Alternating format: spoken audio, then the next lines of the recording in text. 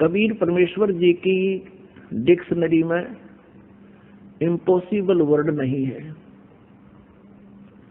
ये वो समर्थ परमात्मा है, इसके शब्दकोश में असंभव शब्द नहीं है। अब बात यहां आती है, साहेब के दरबार में कमी काहे की ना, अंसा मौज नहीं पावता है तेरी चूक चाकरी मां। इस सच्चे दरबार में कबीर परमात्मा के शरण में कमी काहे की ना, किसी प्रकार का भी अभाव आपको नहीं रहेगा जो आपके लिए आवश्यक होगा। और आप जी को वो प्राप्त नहीं हो पा रहा है, परमात्मा आप पर रजा नहीं बख्श रहे हैं, तो आपकी चूक चाकरी में,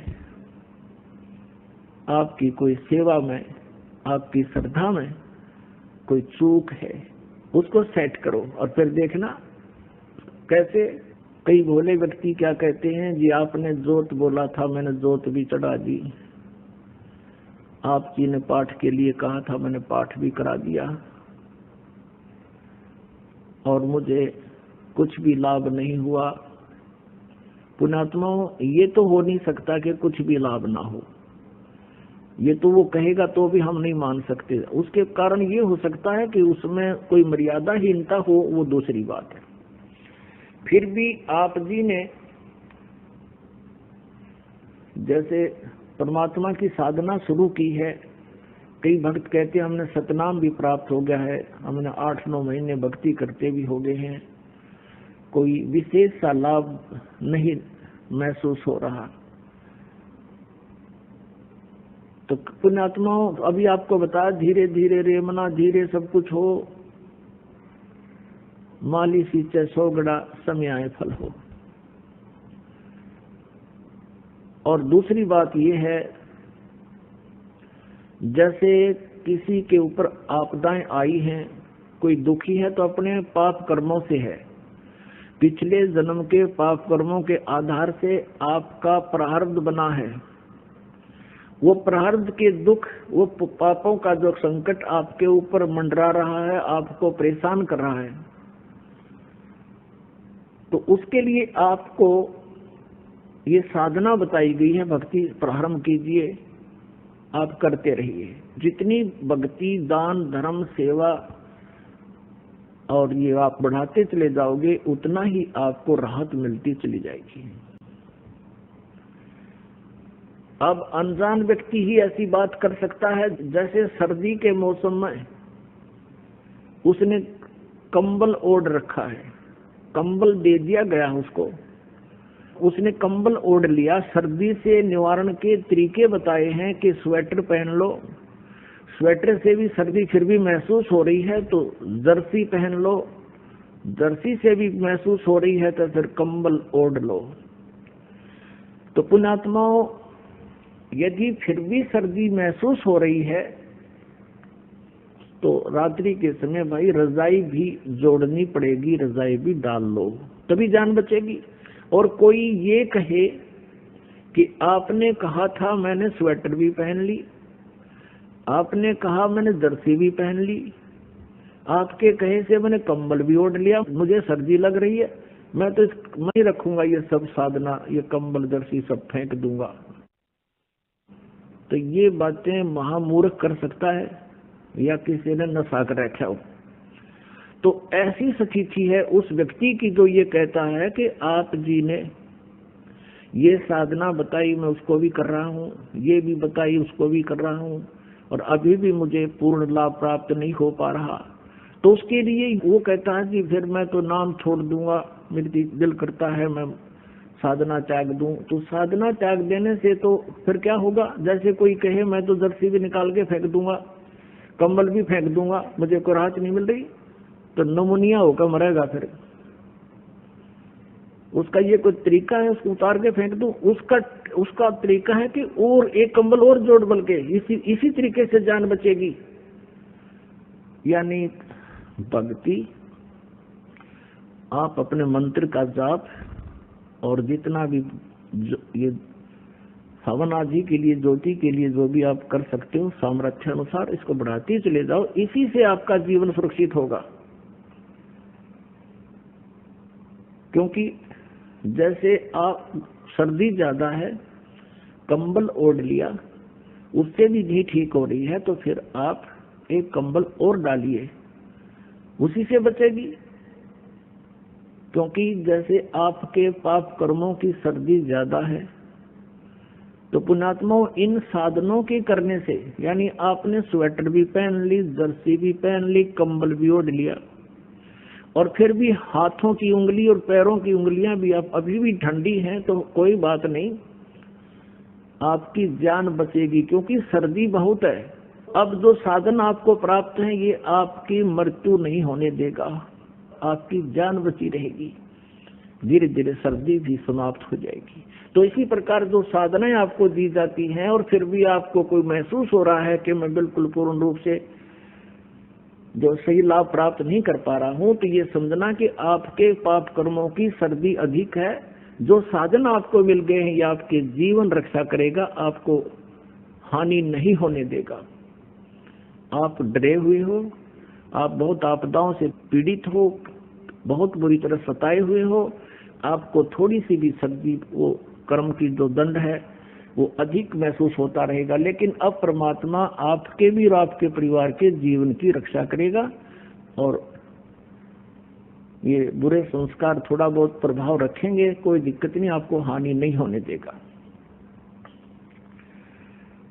अब जैसे एक कारण तो ये होता है, परमात्मा ये चाहते हैं कि यदि यू आज सुखी कर दिया,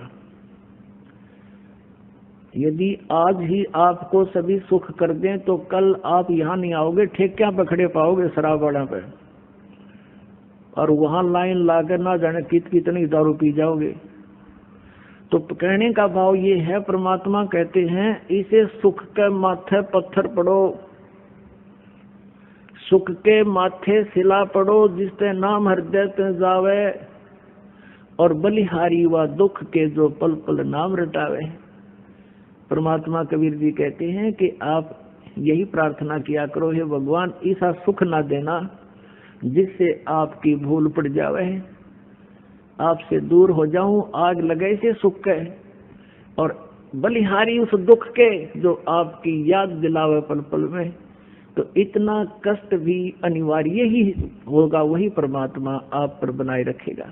और आप यदि भगवान से दूर होगे तो फिर वो सारा ही कष्ट आ जाएगा, बहुत हानि हो जाएगी। तो इस प्रकार इस परमात्मा की तत्व ज्ञान को समझकर आप जी ने अपने इस उद्देश्य को पूरा करना है। यानी ये हॉस्पिटल जो है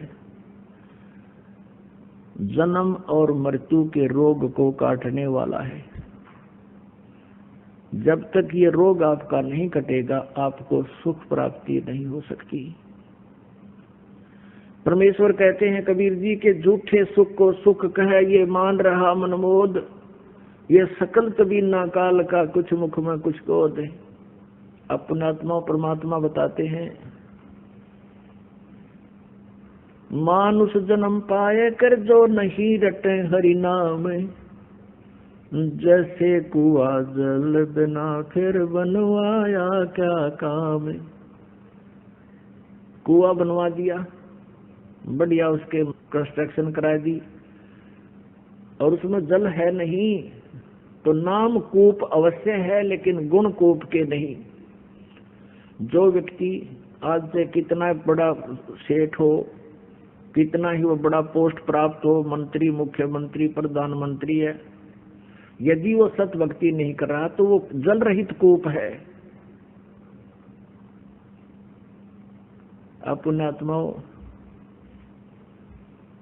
क्या बताते हैं, राम रटत दारिद्र भला, नाम रटत दारिद्र भलो, टूटी घर की छाने, वो सुंदर महल किस काम के, जहाँ भक्ति नहीं भगवान। कहते हैं इस भक्ति करने वाला, सत भक्ति करने वाला, पूर्ण संत से उपदेश लेकर वो इतना भी निर्धन हो कि उसके मकान की छत भी टूटी हुई हो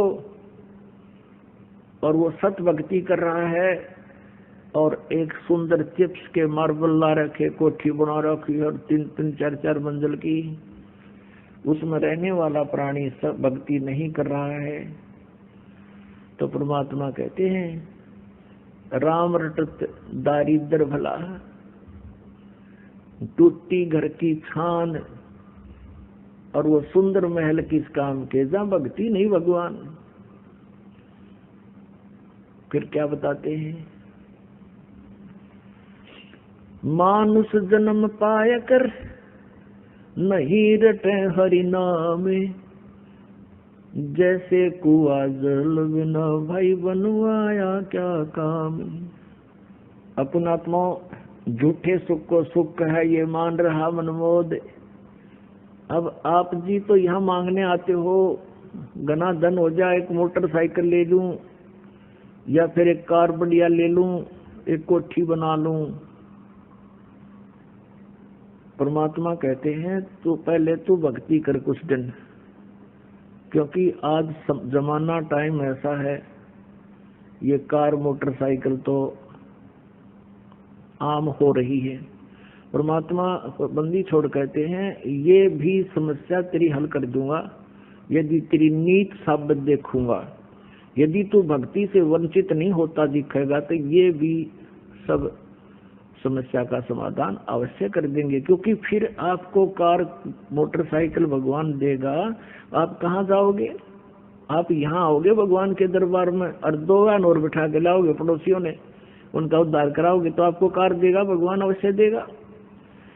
और आप मांगो कार फिर सह सपट्टे कर लूं कि तो धक्के खाने जाओ पहाड़ियां पर, फिर नहीं देगा।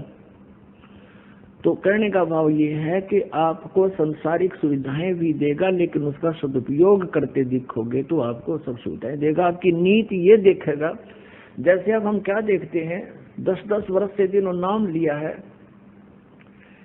और परमात्मा ने आज उनकी वो मौज कर दी, पहले तो उनके संकट निवारण किए और अब उनकी नीत साबित देख कर परमात्मा ने कि अब ये मेरे से दूर नहीं जा सकते। आज उनकी ऐसी स्थिति कर दी, उन्होंने कार दी और कार लेने से पहले उन सब के एक रस पूरे परिवार के मन में ये आया कि भगवान ने कार दी है तो हम अपने सत्संग में जाया करेंगे और भी कोई मिल गया उसको भी फ्री ले जाया करेंगे, उसका भी कल्याण होगा। तो ऐसे आपको वो सुविधा भी देगा जो इस काल के सुख को तुम अपने संस्कार से प्राप्त नहीं कर सकते, परमात्मा अपने कोटे से देगा। तो इस प्रकार आप जी ने इस परमात्मा के मार्ग को समझना। कहते हैं इस झूठे सुख को सुख है और मान रहा मनमोद। बिना भक्ति करने वाले प्राणी से यहाँ पर प्रधानमंत्री बन जाए और चाहे कोई मुख्यमंत्री बन जाए, उसका जीवन सुरक्षित नहीं है और आगे क्या दुर्गति होगी उसकी, कलेजा हिल जाएगा। जरा सा भी ध्यान से कोई सुन लेगा उस कहानी को, परमात्मा के विधान को। लेकिन हमें परमात्मा का विधान पता नहीं, जिस कारण से हम ये डरे ढोंड पर ही लगे रहते हैं। बहुत से प्रमाण है हमारे पास। जैसे एक बार पोलैंड देश का पूरा मंत्रिमंडल, जिसमें 95 के करीब सदस्य थे, और किसी का शोक व्यक्त करना थे किसी दूसरे शहर में हवाई जहाज के द्वारा, सारे के सारे एक्सीडेंट में मारे गए। अब परमात्मा कहते हैं कि झूठे सुख को सुख है ये मान रहा मनमोद। ये सकल जबीना काल का, कुछ मुख में कुछ कोट। आप यहाँ भी देखा, जैसे एक बहुत से प्रमाण हैं। हरियाणा के एक बार 2 मंत्री हेलीकॉप्टर में मारे गए, जिसमें एक तो बहुत बड़ा सेठ था, पैसे वाला, फैक्ट्रियां थी जिसकी। अब एक मंत्री की शपथ जिसको प्राप्त हुई है उसकी कितनी आशाएं होंगी, ये करूंगा वो करूंगा, हैं? और जो करना था वो छुआ भी को नहीं। इस मनुष्य जीवन से जो काम करना चाहिए था वो तो शुरू भी नहीं किया और मृत्यु को प्राप्त हो गए, हेलीकॉप्टर के द्वारा मारे गए। तो पुण्यात्माओं, इस तत्व ज्ञान की रोशनी में हमें उनके साथ क्या होगा ये स्पष्ट दिखाई देता है।